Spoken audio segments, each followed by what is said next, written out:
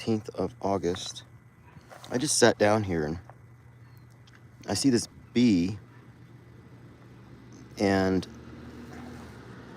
I don't know if it's dead or alive. I encountered another one yesterday that tried to get into my vehicle, but I touched the grass beneath him and he sort of moved. So I don't know if he's praying or she. What is it doing?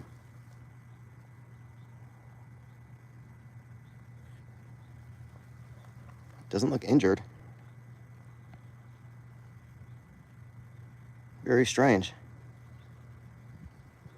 I mean, I guess you could just die at any time. Maybe it's... I don't know.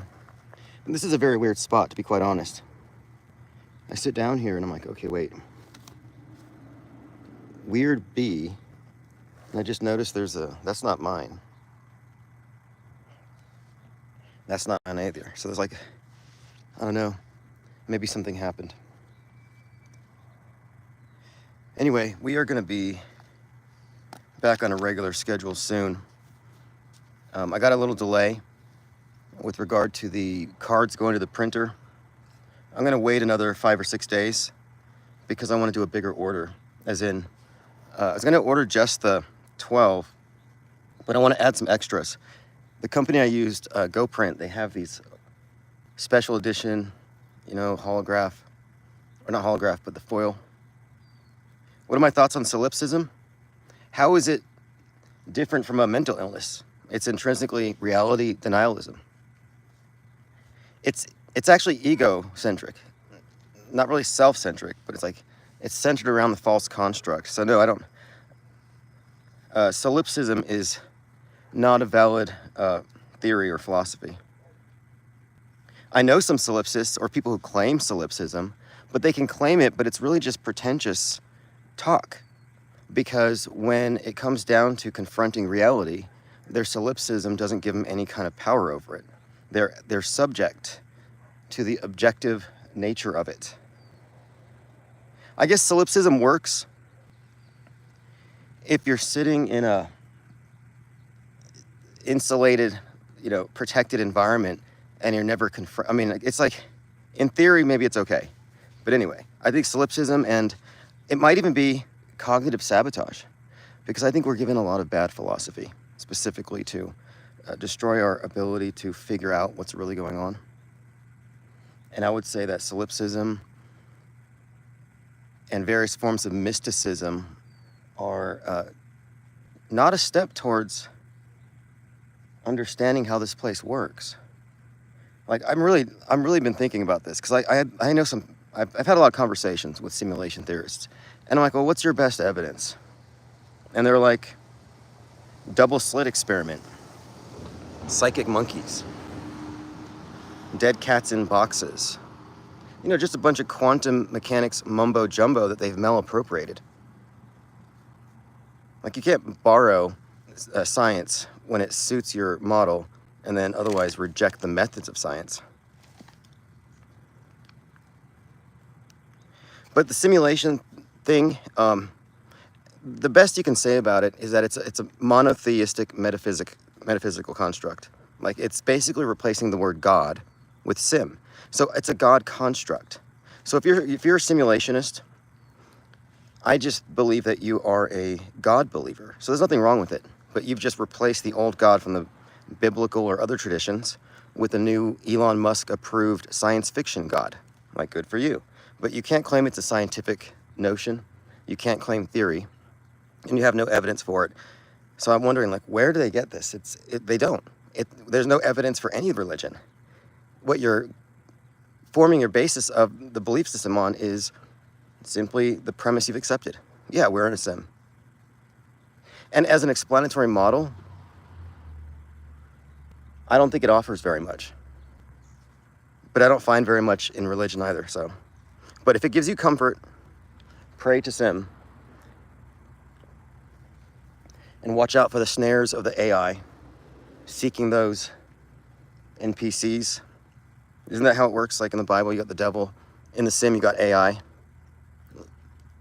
because all the simulation theorists think AI is the devil. I've not really met many who say, "Oh, AI is great." Like, I guarantee, ask your neighborhood simulationist what they think about AI, and they'll basically say it's evil.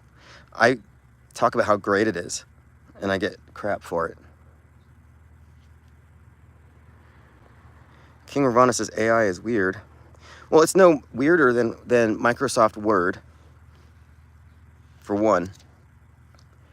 And two, it's no more sentient than a Ouija board. Actually, no, a Ouija board might even have something. It's no more sentient than a magic 8-ball.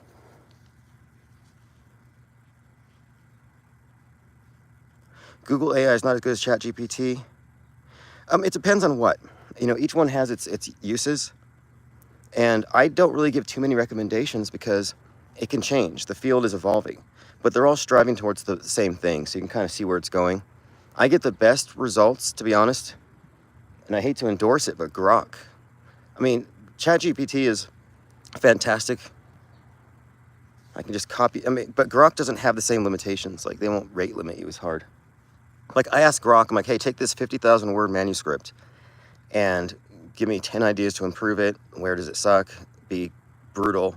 And it'll deliver me a critical review in minutes that I would have to pay a lot of money to a professional editor to do for me. Yeah, neutral towards AI. AI is a tool. And honestly, I think it's I'm not going to say a blessing, but it's a boon to mankind. I see it as something which will raise our net intelligence.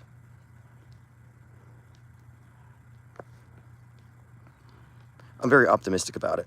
In fact, when I hear people talking about how it's going to make people dumber, I'm like, what do you mean? That sounds very much like the elite. Like, oh, we can't let them have the movable type press. They might learn how to read. So to me, it's a leveling of the playing field.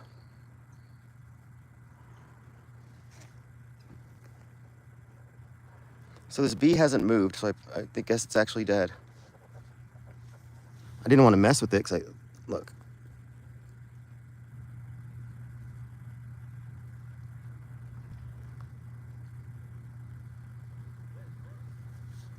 Definitely not alive anymore. All right, well, I don't want my phone to overheat. We'll be back, and we will be back on a regular schedule, but I'm just letting you know, I'm getting the cards ordered Monday, well, tomorrow, instead of on Friday. Other than that, hit the notification bell, because it's going to be on this phone. Oh, okay, they often stop to conserve energy and temperature fluctuations in the morning. See, I thought that might be the case, so I don't know. I'm not going to bother it. Maybe it's alive. Oh, wait, speaking of.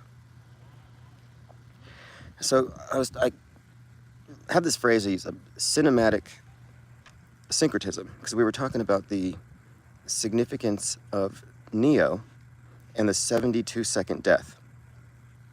And then he's resurrected by Trinity. So the 72 seconds, obviously, 72 hours, 3 days. The Trinity, obvious, and then resurrection. So there's a couple of elements here. There's the obvious thing, Neo, the One, Christ, and I was thinking too, Osiris is resurrected from death by Isis. So I'm looking at this and I'm remembering, wait, Neo had the 9/11 birthday. And there are a number of scholars and theologians who think, based on celestial alignments, that Jesus was born on 9/11, which is the starting day on the Coptic calendar. But it's just another layer where they're using cinema and syncretism to reiterate not just the Christian mythos, but Egyptian and otherwise. But it overlaps. So like Neo, the savior of the Matrix, with this Christ template, overlapping with some other Egyptian elements. I just think it's like worth looking at this deeper, because this whole topic has usually been hijacked by people who think these things are random, or maybe even evidence of whatever, simulation. I'm like, no, there's some concerted messaging here, but what's the function? And I try not to, put my theories ahead of the evidence, but what is the actual function? And so far, the best I can say is they're updating, like almost like an operating system, and they're replacing all the old religions, and they're appropriating it. And it's not that they're enemies of the religion, but I think it's the same power structure. But they've gone from the ancient form of religion to this new mediated one. So in a sense, there's a purpose that I think it has to do with keeping us attached to the same archetypes and the same basic narratives. Something about the Savior, the sky god. It's like important to the power elite that we believe in it. And it may have some ramifications in terms of, is this some type of system that is just optimized for manipulating man? Man manipulating man. Maybe God's not even a part of religion. Maybe it's always just been a construct for